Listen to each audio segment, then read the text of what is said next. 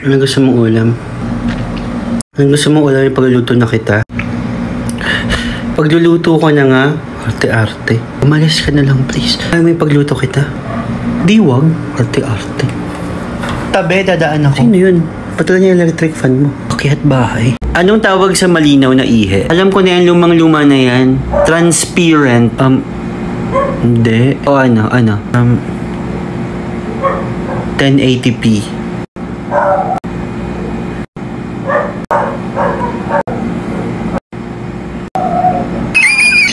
Ala, grabe, nag-left siya sa conversation, no? Nag-left? Nag-leave. Nag-left, kumaliwa yun eh. Nag-left. Nag-leave. Bobo! Grabe naman. Anyway, nag-text na ba siya? Ayan, na-seen niya na pala, oh. Bakit yung na-seen pwede? Pero yung nag-left, hindi. Bobo! Alam mo, not to be rude, pero sobrang pangit mo, no? I mean, no offense, pero sa lahat naman nakilala ko buong buhay ko, ikaw yung pinaka... Ang pangit mo. I mean, I'm also not perfect, pero... Goodness, you look horrible. Alam mo, saying those phrases, not to be rude, no offense, I'm also not perfect, before ka manlait, doesn't make the panlalait okay. Kaya hindi naman sa panlalait, pero... Alam mo, not to be rude, pero sobrang pangit mo, no? I mean, no offense, pero sa lahat naman nakilala ko buong buhay ko, ikaw yung pinaka... Ang pangit mo. I mean, I'm also not perfect, pero... Goodness, you look horrible. Alam mo, saying those phrases, not to be rude, no offense, I'm also not perfect, before ka manlait, doesn't make the panlalait okay. Kaya hindi naman sa panlalait, pero... Nakasombrero. May Pokemon pa dyan sa balikat mo. Simbahan pa. Ash Wednesday, di ba? What? Punyeta po. 0 equals 1 million. What are you talking about? Millionaire na ako, besh, kahit walang naman yung bank account ko. I can prove it to you. iPad yan, di ba? Pero... Ay... Kung alam na iPad mo, saan mo nabili to? GM Store, mura lang yan. Dahil 0 naman ng bank account ko, milyonaryo na ako kasi 0 equals 1 million. Tama mo, diba? 0 bank account ko. Tapos, pwede ko isulat yan na 0 equals 0 plus 0 plus 0 plus 0. To infinity yan. As many zeros as I want. Tama? Tapos, yung kada 0 na yan, pwede ko yung gawing sum ng 1 million minus 1 million plus 1 million minus 1 million plus 1 million minus 1 million plus 1 million minus 1 million. Tama? Kasi ito kada ito 0. 0. 0. 0. To infinity. Diba? Sa addition subtraction, pwede akong mag-regroup. Diba? Pwede ko i-regroup yung parentheses. Pwedeng 1 million plus, ito pagkasamahin ko, itong dalawa, negative 1 million plus 1 million plus same with other terms. Diba? Negative 1 million plus 1 million plus negative 1 million plus 1 million plus negative 1 million plus 1 million. Tama? Tapos ito, cancel to, diba? Puro 0 yan eh. 0 yan, diba? To infinity. So, itong lahat ng to infinity, magiging 0 lang yan. At dahil lahat na nasa parenthesis na yan ay 0 hanggang infinity, ang may iwan ay 0 equals 1 million. Bobo. Huwag kang tanga. Ano nga yung song ni Jana Gibbs? Yung, hindi ko maalala yung lyrics pero yung tono, ako. Iham mo na lang. Hindi mo kaya iham, no? Wala ka sa tono. Modally. Promise I won't laugh kahit wala ka sa tono. Baka nga hindi ko mahulaan kasi wala ka sa tono. Dali, go!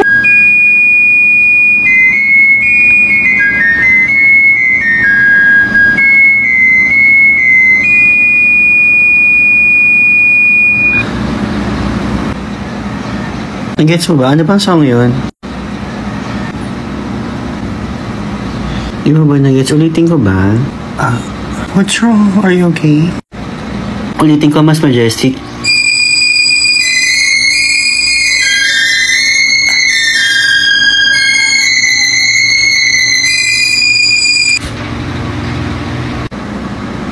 Anong song ba yun? Pinakamagandang lalaki. Nice, thanks. Kanina kasi dun sa school, nag-present yung mga bata ng skit. Grabe, nakakaiyak. Okay, what happened? O yun sa tatay, kasi yung main character na tatay, nagkasakit, namatay siya dahil sa sakit. Oh, ano sakit? Cardiac. Okay, na early diagnose pa? Ano early? Anyway, basta namatay yung tatay. Hindi kasi kung naalagaan yung tatay ng doktor hindi yun maabot sa biglang. That's the point of the story. Anyway, namatay na nga yung tatay. I mean, cardiac. So, namatay na yung tatay. Namatay yung tatay. We have to educate people. Namatay yung tatay, tapos yung anak nagpray kay Lord na sana mabuhay ulit yung tatay niya, tapos siya mamatay in place. Nagpray siya kay Lord na siya mamatay in place of his father. Oo. Like paano? Nag-usap siya ni Lord na harapan. Oh, may character na gumanap as Lord. I am baffled by the inaccuracy of that. Unless nangyari yan sa Jerusalem nung unang panahon ni Lord, hindi pwede mag-usap yung anak tsaka yung Lord in person. It's just a skit ng mga bata. And that makes it worse. What are we teaching these young students, diba? Oh my God. I'm sure my teacher ay nagdirect sa kanila, diba? That is so wrong. Let me just finish the story. Okay, let me. Okay, go on. Nangyari, nabuhay uli yung tatay, tapos yun nga, in place of the tatay na namatay, yung anak naman yung namatay paglabas ng ospital. Kaya, Lord, na mamatay yung anak, that is tantamount to murder. What are we teaching this? Hirap kong kwento kong punyeta ka. So, mag-review ha? Yes, sir, question, bakit namin kailangan mag-review? No, hear me out. Kung talaga naturuan mo kami ng maayos at isa kang magaling na teacher, di ba dapat gets na gets namin yung lesson? Hindi namin kailangan mag-review? Hindi ba yung fact na kailangan namin mag-review is a reflection or a proof of how bad a teacher you are? It's your job na maintindihan namin yung lesson in and out, di ba? It's your job. Kung kailangan namin mag-review para man lang pumasa sa exam na to, that is a reflection of how terrible you are as a teacher. Or it could also be a reflection of how slow you are in comprehension. Mr. Sample Baby, may question ka? Wala po, sir. Opo. Review po kami mamaya. Good, because sa dami ng subjects nyo, it's hard to retain information on all of them. Puro ka ganyan, sawang-sawa na ako sa'yo. Ikaw wala mo sobra kayo, lagi mo ko niloloko. Niloloko? Ako talaga? Oh, sobra ka. Walang hiya mo. Buntis ako sa sino babaeng tinachat mo. Nakita ko lang. Mga katrabaho kayo, kailangan namin mag-usap. Hindi. Huwag ka na magpaliwanag. Ako sa akin wala kang pruweba. Ako may pruweba. Ako kitang-kita ko kayo. Ano kay Pancho? Ano nagsasabi mo? Pinoproject mo sa akin yung kasalanan mo. Ikaw naman ang lalaki dyan. Ito ako'y naghahalikan. Kapal na mukha mo. Never kayo ginawa. Talaga? Never? Never? Ikaw ang makapal. Di nga ako siguradong sa akin yung baby na yan. Tama ako. Sa akin ba? Bakit mo ako pinagbibintangan ng ganyan? After all this time. Ngayon ba talaga buntis? Wait lang. Huy, nakikinig ka ba sa amin? Ay, hindi ah. Oo nga, nakikinig ka ba? Hindi. Para kang sismosa nakikinig dyan.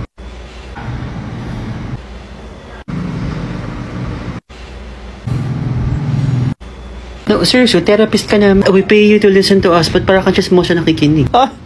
Sorry. Nasanay na maging chismosa. Ilong. Ngipin! Ay, hindi mali ka. Ilong. Tuhod! Mali ka uli, uncle. Ako naman. Ilong. Superior vena cava. Ingay mo ako kalabak. Sino yung organ? I need to touch it through here. Bes? Yes, I was just wondering. Ano ba? Magseta ka nga. Kasi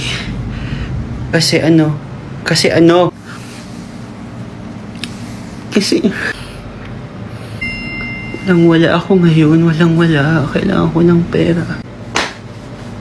Sinasabi ko na nga ba? Kung pwede lang naman. Sisingilin mo ako sa utang ko sa'yo. Ang kapal ng mukha mo. Ako yung nangutang sa'yo nung panahong walang-wala ako at pinautang mo ko. Ang kapal naman ng mukha mong maningil. Kasi kahit yung kalahati lang ng utang mo, bayaran mo. Promise, hindi ako maniningil hanggang next month. Ang kapal mo. Ang kapal. Promise, kahit nangako kang babayaran mo ko agad within 1 month o pagkautang mo, parang hindi mo nagawa, okay lang sa akin. Basta bayaran mo ngayon kahit yung kalahati lang, please. Grabe. Nagpautang ka pa tapos maniningil ka din. Kapal. Sorry na. Kahit 3 gives yung hingi ko, please. Kaya nahiya. Ang cute yung tote bag. Saan mo nabili? Yeah, dyan sa may souvenir store. Nice. Saan gawa? I guess here sa Philippines. I mean saan gawa? Here sa Philippines. Not the place. Ano yung material? Sorry. Abaka. What? Abaka? What? Baka what? Baka what? Gawa nga sa... baka? Sure, ano nga? Gawa nga saan? Baka? Gawa? Saan? Baka ang matigas na... No, lahat ng friends natin may asawa na, may anak na. Ako rin may jowa na. O ikaw? Wala. Ano? Inggit? Inggit ka, no? Ano? Ano nainggit? Wala kang jowa. So, nainggit ka dapat. Hindi. Ba't mo pinipilit? Hindi ka nainggit. Ay, ma-brace ka. Kakapisan mo lang. Hello, kuya? Yes, sir? Ako po yung kaka-drop off niyo lang. Yes, sir. How can I help you? Gusto ko lang po sana malaman kung... Yes, sir. Ano po yun? I just wanna ask, how are you? Okay naman po. Bakit po? Okay ka ba? Kamusta ba yung buhay mo ngayon? May problema ka ba? Wala naman po. Sure ka ba? I just wanna know how you are. Si sir... Kakainis. Hindi, kasi diba, nabook kita sa motorcycle app, tapos nauwi mo ko ng safe, so I just wanna know, how are you? Ayun. Okay naman, sir. May mga problema lang, pero getting better naman. Okay, sige. Ingat ka lagi, Salamat, sir. Okay, bye-bye. Sir, wait po.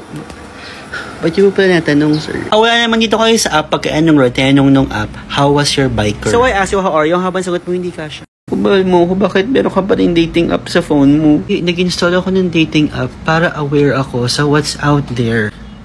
Para habang nakikita ko sila lahat, nakakausap ko sila ng lahat, nako-compare ko. At na-assure ako na ikaw pa rin ang best. Kasi how can I be sure na mahal kita kung ikaw lagi kong kasama at wala na akong ibang choice? I need other options to compare with para sure ako na pinipili talaga kita, para sure ako na I decide na mahal talaga kita. I'm doing this for our relationship. I am sacrificing my own self. I am making myself vulnerable for the sake of us. Kaya huwag ka na magalit. Huwag ka na magalit. Huwag ka na magalit. I love you. Ayaw, pinipilit niyang i-right yung left. Ano? Ayaw niyang patalo, no? Hindi niya mag-gets ang tanga. Hi guys, ano yung hindi niya mag-gets? Hi boss. Ano yung hindi niya mag-gets? Ba't siya tanga? Wala po. Ano ba, okay lang? Break time yun naman, pwede mag-phone. Ba't gusto ko rin makita ko? Sige po, ito po.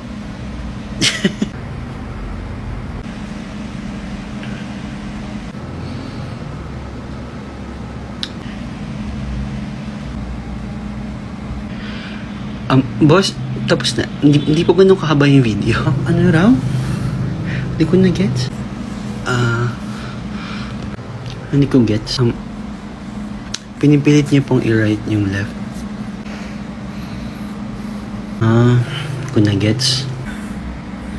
So, ayon sa standards mo, dahil di ko na-gets, tanga ako. Opo, sir. Uy, ba kaya nga nakakatawa? Ang tanga mo! Birthday mo, maligayang bati sa iyong pagsila. Maligayang bati. Maligayang bati yun? Bati! Tanga. Bati, di ba? Kasi lahat ng mga kasama mo sa birthday mo, mga friends mo, mga kabati mo. Parang bastos pa kayo. No. You're wrong. Ma? Hey po, classmate ko. Ito mama ko. Hi tita. Ano po ako? Hello, napakagalang naman ito. Wait lang ma. What did you call my mama? Tita.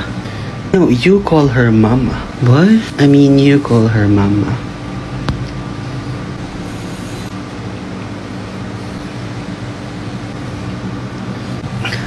Let's mo call her mama. Instant busted ka. Huwag kang tanga. Pasensya. Lahat naman nakakadito mo, describe ka as pouty lips, hindi naman pouty lips mo. Hindi ka kasi educated sa PNK technique. PNK technique. Hindi ka Panginoon nakababawan, gagamitin mo yung baso o anumang inuman sa restaurant o cafe na pinuntahan niyo for the date para mag-pout yung lips mo. Habang kausap niyo yung waiter o nakatingin siya sa menu, kunin mo yung baso as if iinom ka and then remove instant pouty lips. So may magic. Demo ko nga. Baso, lagay sa lips, remove. Pouty. O ganito Not pouty. Kunyari iinom. remove. Works with any baso, not pouty. Pwede nga rin sa pantakal ng bigas eh, not pouty. Pak, you can never. What sorcery is this? Oh, hawakan na ba yung kamay ko? Bakit? Alang, madilim. Under the moonlight. Hold up, pero ako tanga. Akin yung phone mo. Phone lang.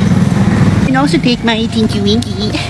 Wag na pala. Sa'yo na yung phone mo. Uy, sige na. God, police! Lalaki pala noon si Dua Lipa? Ang lalaki? Nasa news, so ang name niya raw before ay Callum Turner. Yun yung name ng boyfriend niya ngayon. Eh bakit sabi dito sa news, Dua Lipa is dating British actor Callum Turner?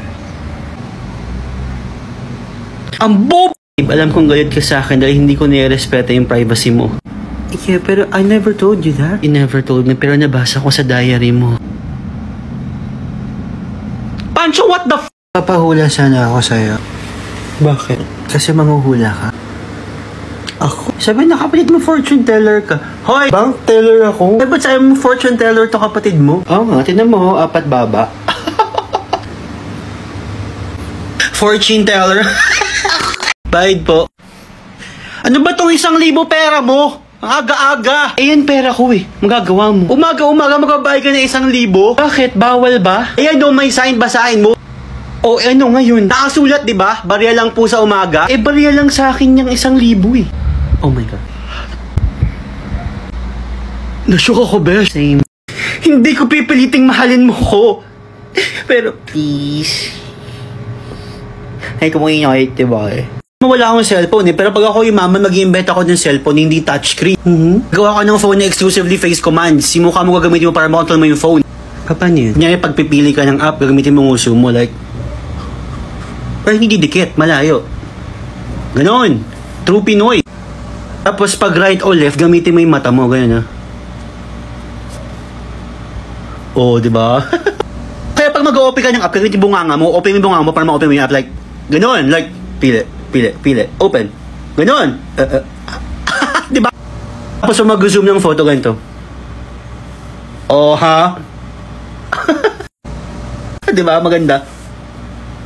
Tapos pag sobrang zoom. Diba? Tapos pag delete app, higop, tas dura. Kunyari, delete app. Pwe! Diba? Talino ko. O kaya pag pagod na yung mukha mo, o kaya bored ka na sa paggamit ng face para sa pag-control ng phone, pwede gamitin yung teeth. Tama na. I get the idea. Bakit? Tapos mama ka na sa akin. Ito pupunta. Bili kitang phone sa GM Store. Mura lang iPhone doon. Manahimik ka lang. Yun, pati ibang parts sa katawan yung dadamay mo. Dami iniwan.